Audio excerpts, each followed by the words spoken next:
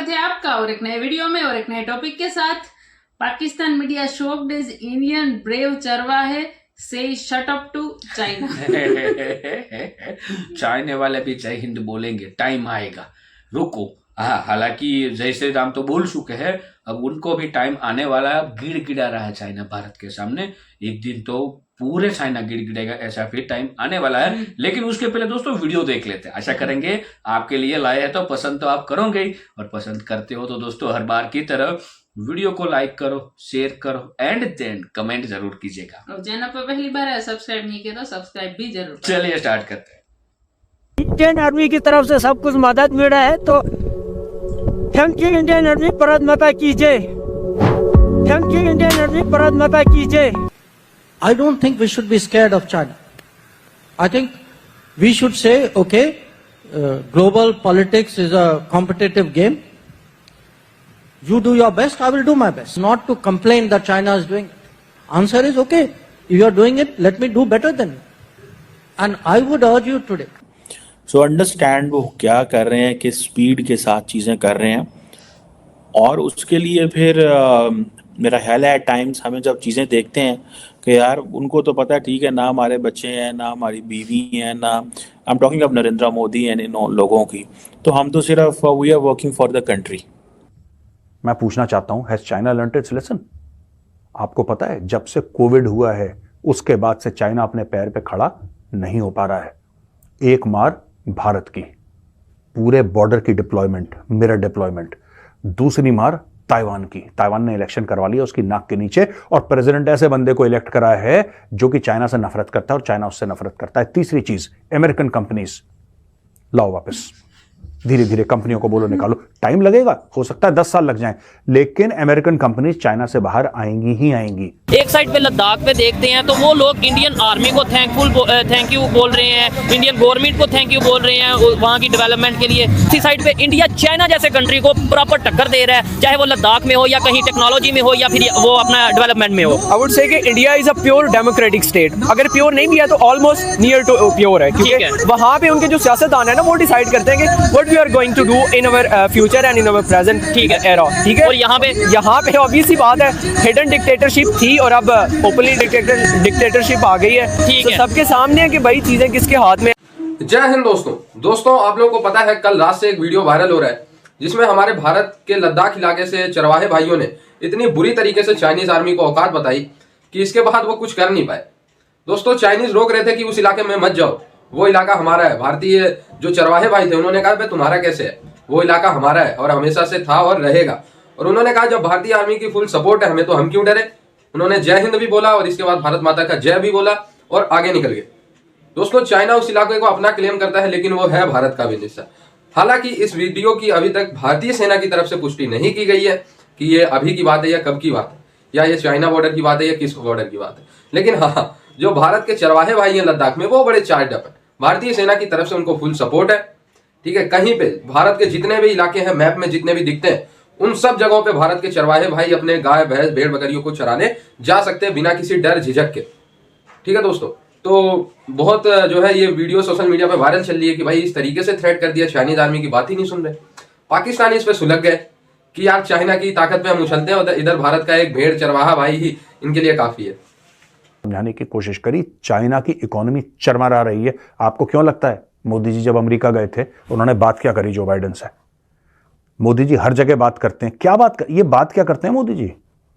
आप ये कभी चाइना का नाम नहीं लेते, ये कभी चाइना का नाम नहीं लेते मोदी जी। इनकी पॉलिसी है, ये चुप रहते हैं चाइना पे, ये कुछ नहीं करते चाइना पे। लेकिन इन्होंने चाइना के तन बदन पे जितने गहरे घाव दिए हैं, शायद ही भारत के किसी मुझे नहीं लगता भारत के किसी प्रधानमंत्री ने इतने गहरे घाव दिए। इनको पता है कि चाइना चीखेगा कहां। चाइना फौज से कभी नहीं चीखेगा, चाइना के पेट पे लात मारो चाइना चीखेगा, क्योंकि चाइना की ताकत उसकी फौज नहीं है, चाइना की ताकत उसकी इकोनॉमी है। अमेरिका ने यही काम करा और भारत ने इस चीज का भरपूर फायदा उठाया। आपको पता है जब से कोविड हुआ है उसके बाद से चाइना अपने पैर पे खड़ा नहीं हो पा रहा है। एक मार भारत की, पूरे बॉर्डर की डिप्लॉयमेंट, मिरर डिप्लॉयमेंट।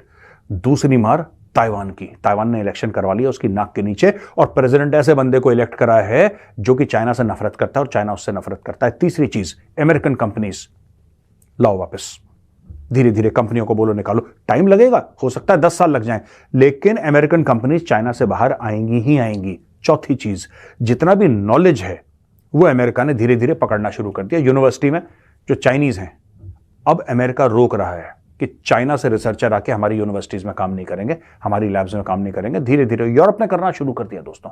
और पांचवी सबसे बड़ी, अमेरिका ने चला गेम, और गेम चलने से क्या हुआ कि चाइना की इकोनॉमी को दोस्तों जूते पड़ने शुरू हुए।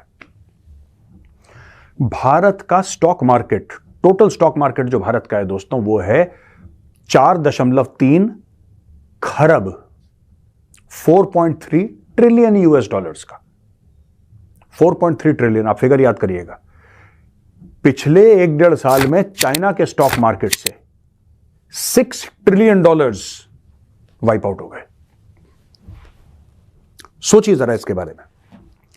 सो अंडरस्टैंड वो क्या कर रहे हैं, किस स्पीड के साथ चीज़ें कर रहे हैं, और उसके लिए फिर मेरा ख्याल है एट टाइम्स हमें जब चीज़ें देखते हैं कि यार उनको तो पता है ठीक है, ना हमारे बच्चे हैं, ना हमारी बीवी हैं, ना I am talking of Narendra Modi and इन लोगों की, तो हम तो सिर्फ we are working for the country. ठीक है, इधर जारी बात है टेंशन ने अपने आप को भी बचाना है, अपनी लेगेसी भी बचानी है, अपने बच्चों के कारोबार भी सेट करने ने, इनको इधर से भी पैसा आए, इनको उधर से भी पैसा आए, चीज़ें थोड़ी बेहतर हों, मामलात ख़राब ना हो जाए। ठीक है ना, होता तो है, ये सारी बात है माँ बाप के लिए कि अपनी चीज़ें। सो ये चीज़ें वहाँ पे नहीं है।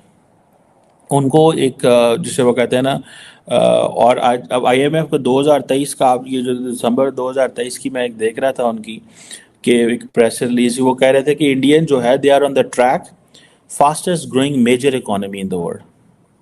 ठीक है जी, मैक्रो इकोनॉमिक्स पॉलिसीज़ बड़ी अच्छी हैं। ठीक है जी, ग्लोबल हेडविंड्स को वो समझ रहे हैं, ग्लोबल ग्रोथ जो है वो स्लो डाउन हुई है, फ्रेगमेंटेशन हुई है, सारा कुछ हुआ है, लेकिन दे न्यू कि हमने क्या करना है। उनको इन चीज़ों का बड़े अच्छे से समझ आ कि हमने क्या करना है।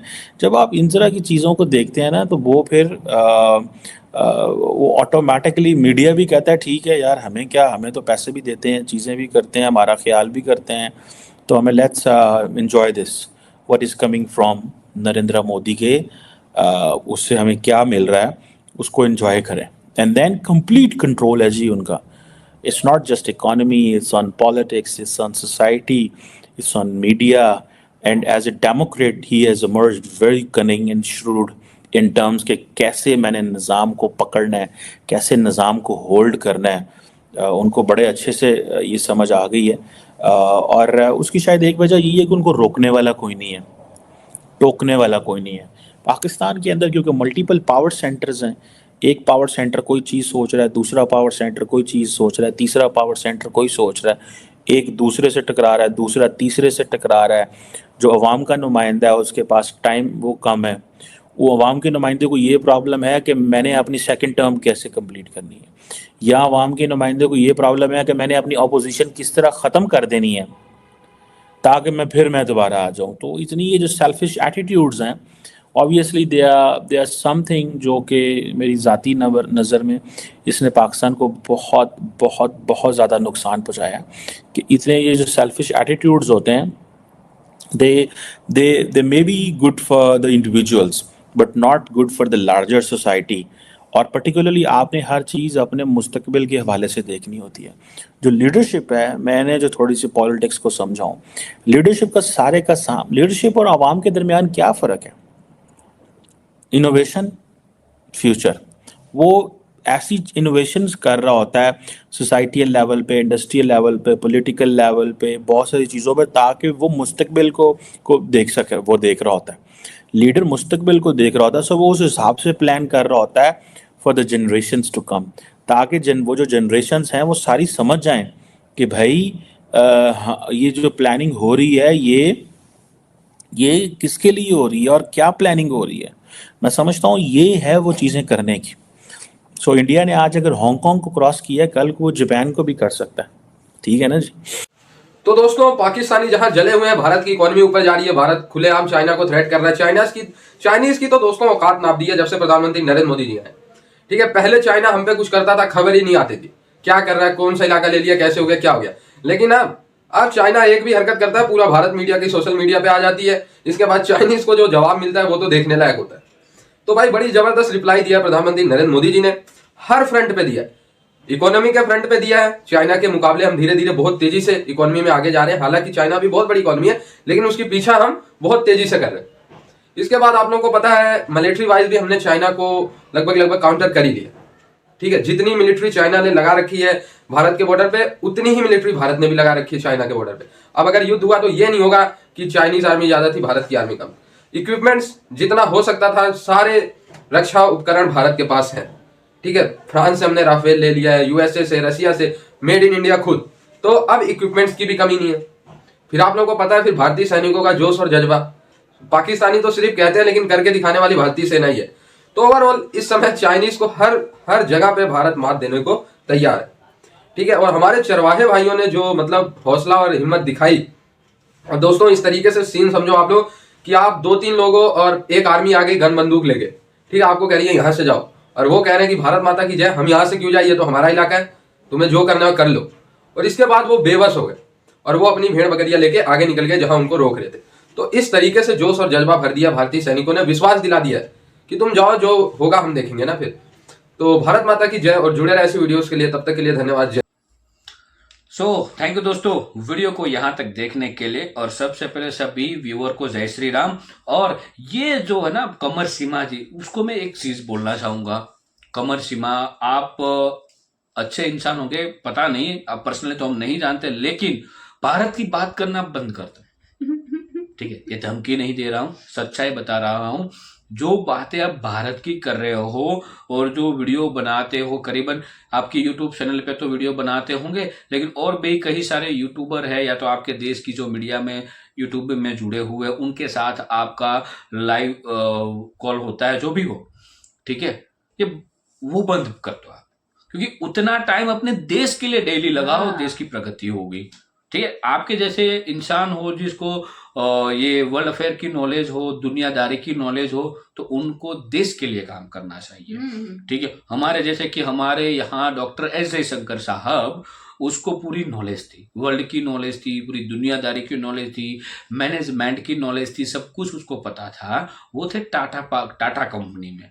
ठीक है, तो टाटा कंपनी में से सरकार ने उसको बाहर उठा लिया कि भाई आप टाटा कंपनी को बहुत टाइम दिया है, टाटा कंपनी को इतने आगे ले गए हैं, अब देश के लिए भी कुछ कर लो।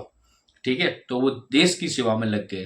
तो ऐसा काम आप भी कर लो।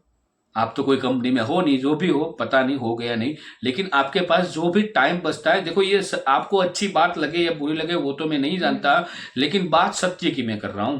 खुद के देश के लिए आप काम करो। ठीक है, आपकी टक्कर भारत के साथ है ही नहीं, भारत के साथ आपका कोई लेना देना है ही नहीं।